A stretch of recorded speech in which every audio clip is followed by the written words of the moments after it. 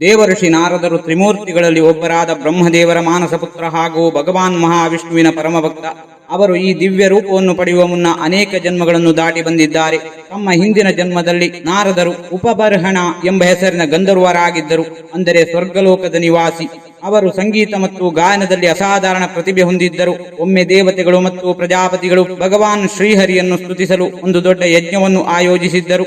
ಅಲ್ಲಿಗೆ ಆಹ್ವಾನಿತರಾದ ಉಪಬರ್ಹಣನು ಅಪ್ಸರಿಯ ಸೌಂದರ್ಯಕ್ಕೆ ನೊಡಾಗಿ ಭಗವಂತನ ಸ್ತುತಿಯನ್ನು ಮರೆತು ಲೌಕಿಕ ಗೀತೆಗಳನ್ನು ಹಾಡಲು ಪ್ರಾರಂಭಿಸಿದನು. ಈ ಅಹಂಕಾರ ಮತ್ತು ಅಶಿಸ್ತಿನಿಂದ ಕೋಪಗೊಂಡ ಋಷಿಗಳು, ಮುಂದಿನ ಜನ್ಮದಲ್ಲಿ ನೀನು ಭೂಲೋಕದಲ್ಲಿ ಶೂದ್ರನಾಗಿ, ಅಂದರೆ ದಾಸಿಯ ಮಗನಾಗಿ ಜನಿಸು ಎಂದು ಶಾಪ ನೀಡಿದರು.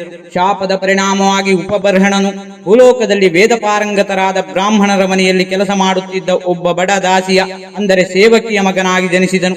ಆ ಬಾಲಕನು ಅತ್ಯಂತ ಶಾಂತ ಸ್ವಭಾವದವನಾಗಿದ್ದನು ಮತ್ತು ಆಟಪಾಠಗಳಿಗಿಂತ ಹೆಚ್ಚಾಗಿ ಮೌನವನ್ನು ಇಷ್ಟಪಡುತ್ತಿದ್ದನು. ಒಮ್ಮೆ ಚಾತುರ್ಮಾಸ್ಯದ, ಅಂದರೆ 4 ತಿಂಗಳ ಕಾಲದ ವ್ರತಕ್ಕಾಗಿ ಕೆಲವು ಮಹಾನ್ ಸನ್ಯಾಸಿಗಳು ಆ ಊರಿಗೆ ಬಂದರು. ಬಾಲಕ ಮತ್ತು ಆತನ ತಾಯಿ ಆ ಸಂತರ ಸೇವೆ ಮಾಡುವ ಅವಕಾಶವನ್ನು ಪಡೆದರು. ಬಾಲಕ ಅತ್ಯಂತ ಶ್ರದ್ಧೆ ಮತ್ತು ಭಕ್ತಿಯಿಂದ ಅವರ ಸೇವೆ ಮಾಡಿದನು. ಸಂತರು ಉಂಡು ಬಿಟ್ಟ ಪ್ರಸಾದವನ್ನು, ಅಂದರೆ ಉಚ್ಚಿಷ್ಟವನ್ನು ಅವರ ಅನುಮತಿ ಪಡೆದು ಸೇವಿಸುತ್ತಿದ್ದನು. ಆ ಪವಿತ್ರ ಪ್ರಸಾದ ಸೇವನೆ ಮತ್ತು ಪ್ರತಿದಿನ ಸಂತರು ಹೇಳುತ್ತಿದ್ದ ಭಗವಾನ್ ವಿಷ್ಣುವಿನ ಕಥೆಗಳನ್ನು, ಅಂದರೆ ಹರಿಕಥೆ, ಅತ್ಯಂತ ಗಮನವಿಟ್ಟು ಕೇಳುವುದರಿಂದ ಅವನ ಮನಸ್ಸು ಶುದ್ಧವಾಯಿತು. ಅವನಲ್ಲಿ ಆಧ್ಯಾತ್ಮಿಕ ಜ್ಞಾನ ಮತ್ತು ಭಗವಂತನ ಮೇಲಿನ ಪರಮಭಕ್ತಿ ಜಾಗೃತವಾಯಿತು.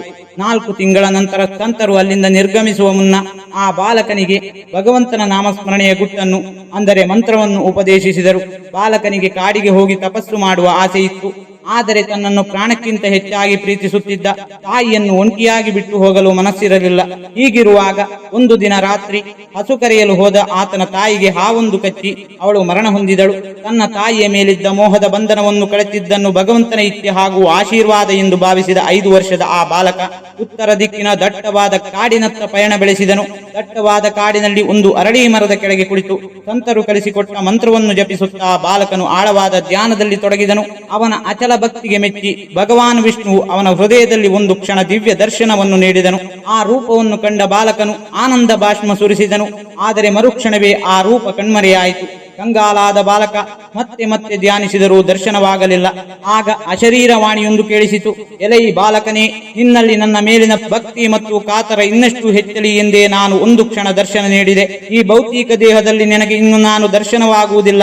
ನಿನ್ನ ಈ ಜೀವಿತಾವಧಿ ಮುಗಿದ ನಂತರ ನೀನು ನನ್ನ ದಿವ್ಯ ಪಾರ್ಷದನಾಗಿ, ಅಂದರೆ ನನ್ನ ಬಳಿಯೇ ಇರುವವನಾಗಿ ರೂಪ ಪಡೆಯುವೆ. ಭಗವಂತನ ಮಾತಿನಿಂದ ಸಮಾಧಾನಗೊಂಡ ಆತ ತನ್ನ ಜೀವಿತಾವಧಿಯನ್ನೆಲ್ಲ ಕೇವಲ ನಾರಾಯಣನ ನಾಮಸ್ಮರಣೆಯಲ್ಲಿ ಕಳೆದನು. ಕಾಲಾನಂತರದಲ್ಲಿ ಆ ಭೌತಿಕ ದೇಹವನ್ನು ತ್ಯಜಿಸಿ ಮುಂದಿನ ಸೃಷ್ಟಿಯ ಸಮಯದಲ್ಲಿ ಬ್ರಹ್ಮದೇವನ ಎದೆಯಿಂದ ದೇವಋಷಿ ನಾರದನಾಗಿ, ಅಂದರೆ ಮಾನಸ ಪುತ್ರನಾಗಿ ಮರುಜನ್ಮ ಪಡೆದರು. ಭಗವಾನ್ ವಿಷ್ಣು ಅವರಿಗೆ ಮಹತಿ ಎಂಬ ದಿವ್ಯ ವೀಣೆಯನ್ನು ಕರುಣಿಸಿದನು. ಅಂದಿನಿಂದ ನಾರದರು ತಮ್ಮ ದಿವ್ಯ ರೂಪದಲ್ಲಿ 3 ಲೋಕಗಳಲ್ಲಿಯೂ ಯಾವುದೇ ತಡೆಯಿಲ್ಲದೆ ಸಂಚರಿಸುವ ವರವನ್ನು ಪಡೆದು ಸರ್ವದಾ ನಾರಾಯಣ ನಾರಾಯಣ ಎಂದು ಜಪಿಸುತ್ತಾ ಭಕ್ತಿಯನ್ನು ಪ್ರಚಾರ ಮಾಡುವ ಮಹಾನ್ ಸಂತರಾದರು.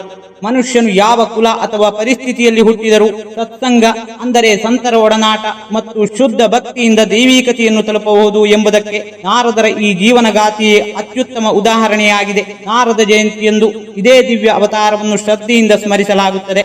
ಈ ವಿಡಿಯೋ ನಿಮಗಿಷ್ಟವಾಗಿದ್ದರೆ ವಿಡಿಯೋಗೆ ಒಂದು ಲೈಕ್ ನೀಡಿ ಹಾಗೂ ನಿಮ್ಮ ಸ್ನೇಹಿತರೊಂದಿಗೆ ಹಂಚಿಕೊಳ್ಳಿ. ನಿಮ್ಮ ಅನಿಸಿಕೆಗಳನ್ನು ಕಾಮೆಂಟ್ ಮೂಲಕ ತಿಳಿಸಿ.